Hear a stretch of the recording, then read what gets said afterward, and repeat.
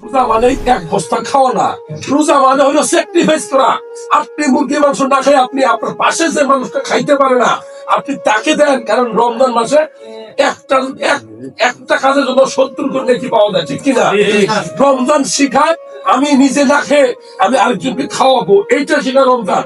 অথচ আমরা বস্তা বইরা বইরা বাজার কইরা, বস্তা বইরা বইরা বাজার করি, পেটটা বইরা বইরা খাই।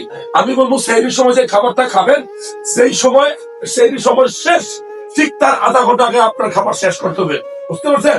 এবং এমন ভাবে খাবেন পেটের 3 ভাগের 1 ভাগ খালি থাকবে। আর সেই খাবার গুলা খাবেন, সেই খাবার গুলা 3 ভাগের 1 ভাগ কাঁচা খাবারের জন্য র, যেমন শশা, কাঁচা মরিচ, লেটুস পাতা, ধনিয়া পাতা, একটু লেবু, একটু গাজর। তাতে কি হবে, আপনার এই খাবার গুলার হজম শক্তি বাড়বে।